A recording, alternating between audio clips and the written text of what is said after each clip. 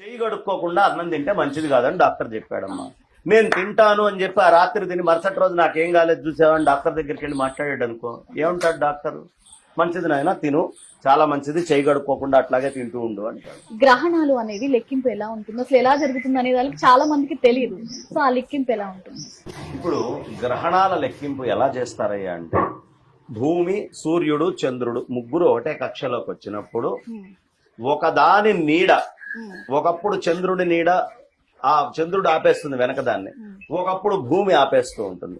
ఇలా దాన్ని ఆపినందు వల్ల ఛాయ ఏదైతే వస్తుందో అది గ్రహణం అంటారు. ఇప్పుడు ఒక ఆర్బిట్ తీసుకున్నాం మనం, సూర్యుడు ఉన్నాడు, చుట్టూతా గ్రహాలన్నీ తిరుగుతూ ఉన్నాయి. ఈ గ్రహాలలో ఈ స్ట్రైట్ లైన్ లో ఒకటేసారి ఎప్పుడు వస్తుంది, అదే మన గొప్పతనం. ప్రతి అమావాస్యకి మనకు ఒక 5 degrees టిల్ట్ తోటి తేడా కనిపిస్తూనే ఉంది కదా. ప్రతి పౌర్ణమికి మనకి తేడా తెలుస్తుంది కదా. ఈ పౌర్ణమి అమావాస్యలు అనేటటువంటివి అదే 23.5 degrees లో భూమి టిల్ట్ అయి సంచారం అవుతూ ఉంది. ఇది కూడా దగ్గర దగ్గర గ్రహణం లాంటిదే, కానీ పూర్ణగ్రహణము అనేటటువంటిది ఇలా కాకుండా, ఇప్పుడు రాహువుకి ఎన్ని సంవత్సరాలు అంటే 18 సంవత్సరాలు అండి అంటారు. ఖచ్చితంగా 18 ఏళ్లకు ఒక్కసారి గ్రహణం వచ్చి తీరుతుంది. అది కాకుండా మళ్ళీ 100 ముక్కలైనటువంటి ఉపకేతు విభాగం ఏదైతే ఉంటుందో, పాక్షికమైనటువంటి గ్రహణాలు ఏవైతే ఉంటాయో కంప్లీట్ గా కాకుండా ఇలా గ్రహణాలు వస్తాయి. వీటిల్ని ఈ మూమెంట్స్ ని క్యాలిక్యులేట్ చేసుకొని 3 సేమ్ లైన్ లోకి ఎప్పుడు వస్తున్నాయి అని కూర్చొని రాసేటటువంటి లెక్కనే గ్రహణము అంటారు.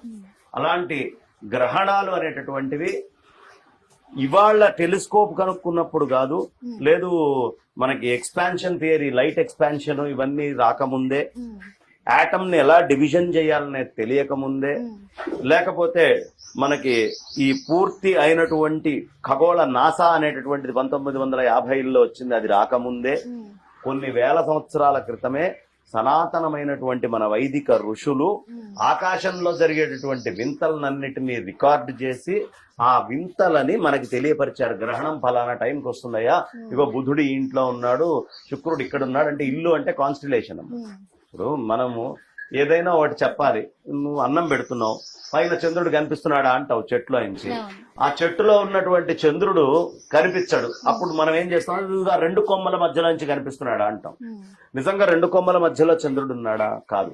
వీడు గుర్తుపట్టడం కోసం ఆ 2 కొమ్మల మధ్యలో అని ఎలా చెప్తామో, ఆకాశంలో ఉండేటటువంటి నక్షత్రాలని 27 నక్షత్రాలు 4 పాదాలు 108 కింద కాన్స్టిలేషన్ చేసుకొని, ఈ 108 కాన్స్టిలేషన్స్ లో మేషరాశి, ఇదిగో ఈ నక్షత్రాలు మేషం, ఈ నక్షత్రాలు వృషభం అని మొత్తము రౌండ్ గా మొత్తం ఆకాశాన్ని కొలుచుకొని, ఈ ఏ ప్రదేశాల లోపల ఆ సూర్యనారాయణమూర్తి, ఆ చంద్రుడు, మిగతా అయినటువంటి గ్రహాలు సంచరిస్తున్నాయి, అవి ఎక్కడ ఉన్నాయి, ఏ కాన్స్టిలేషన్ లో ఉన్నాయి అని చెప్పేటటువంటిదే ఈ పంచాంగ గణనానికి చాలా ప్రధానమైనటువంటిది. కాబట్టి ఆ లెక్కలన్నీ కూడా వేల సంవత్సరాల క్రితం మన ఋషులు రాశారు. ఇప్పుడు మన కంటికే మనం టెలిస్కోప్లు వస్తే తప్ప చూడలేనటువంటి వాళ్ళు ఎలా చూశారు, ఎలా చెప్పారు. అవి అట్పార్ విత్ నాసా, తర్వాత వచ్చిన నాసా తోటి అట్పార్ ఉన్నాయి. ఎలా వాళ్ళు ఈక్వటోరియల్ లైన్స్ ని డిజైన్ చేశారు. ఈక్వటోరియల్ లైన్ అంటే లంకా అని చెప్తాం మనం. ఇప్పుడు ఈ ఈక్వటోరియల్ లైన్స్ ని ఎలా చేశారు, ఉజ్జయిని నుంచి కాలాన్ని గణించేవాళ్ళు పూర్వం, అది ఎగ్జాక్ట్ గా ఉంటుంది. మరి వాళ్ళు ఎలా గుర్తించారు, తర్వాత దాన్ని గ్రీన్విచ్ మీన్ టైం కి మార్చారు బ్రిటిషర్స్, కానీ ఈవెన్ ప్రపంచం అంతా కూడా ఉజ్జయిని నుంచే టైం ని క్యాల్కులేట్ చేసుకునేవాళ్ళు, మన స్వాతంత్రానికి కొంచెం ముందు దాకా కూడా. కాబట్టి మన కాల గణనము చాలా విశేషమైనటువంటి, ఆ ఋషులు అనన్య సామాన్యమైనటువంటి ఋషులు. కాబట్టి ఇవన్నీ కూడా మనకి చక్కగా చెప్తూ ఉంటారమ్మా. దానిని బట్టే మార్పులు వస్తూ ఉంటాయి. కాబట్టి మనం ఏదో క్యాలెండర్ చూసుకొని క్యాలెండర్ లో వెళ్ళేటటువంటి వాళ్ళం కాదు. మోర్ రిఫైన్డ్, మోర్ జాగ్రత్తగా కొలతలతోటి, లెక్కలతోటి, ఏ రోజు ఏ క్షణం ఎప్పుడు ఏమవుతుందని లెక్కలు ఇచ్చారు మనకి. యమఘడియలేంటి, రాహుగడియలేమిటి, రాహుకాలం ఏమిటి, మంచి అమృత ఘడియలేమిటి, ఏ టైం ఏంటి, ఎప్పుడు ఎలా ఉంటుంది, వీళ్ళ మూమెంట్స్ లో ఎక్కడెక్కడ ఏమేమి వస్తుంది, ఇవన్నీ కూడా సైంటిఫిక్ గా ఆ రోజే అడ్వాన్స్డ్ గా చెప్పినటువంటి గొప్పదైన కల్చర్ మందమ్మ.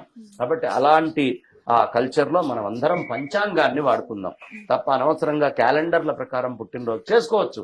మనం వ్యవహారంలో వాడుతున్నటువంటి డేట్లు వాడుకున్న ట్రూ టైం, మీన్ టైం అని 2 ఉంటాయి. ట్రూ టైము, మీన్ టైంలో తేడా ఏంటి అంటే, కలకత్తాలో ఎయిర్పోర్ట్ ఉంది ఏమ్మా, అక్కడ ఓ మనిషి నిల్చొని వాచ్ చూశాడు, 12 అయింది.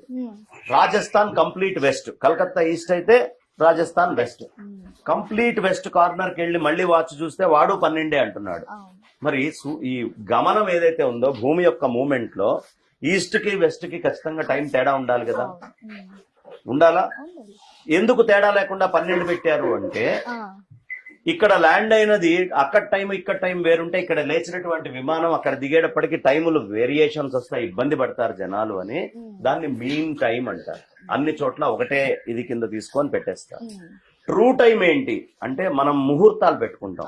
హైదరాబాద్ లో పుట్టాడండి, ఇక్కడ అంటే ఇక్కడ లాటిట్యూడ్ ఇక్కడ లాంజిట్యూడ్ ఇవన్నీ క్యాలిక్యులేట్ చేసుకుంటూ ఇక్కడ పరిస్థితి ఏమిటని క్యాలిక్యులేట్ చేసుకొని సూర్యుడి యొక్క సమయం ఏమిటో గమనించుకొని యాప్ట్ టైం చెప్పడాన్ని ట్రూ టైం అంటారు. మనం ముహూర్తాలు పెట్టుకునేదంతా ట్రూ టైం, మనం వ్యవహారం చేసుకునేదంతా మీన్ టైం. అలాగే క్యాలెండర్ ప్రకారం పుట్టినరోజు మీన్ టైం చేసుకున్నా ట్రూ టైం నిజమైనటువంటి టైం అయిన పంచాంగాన్ని ఎప్పుడూ వదిలిపెట్టద్దు, because it is more scientific. ఇప్పుడు అదే కదా ప్రపంచంలో అటామిక్ టైం కి రీచ్ అవుతున్నారు మెల్లిగా.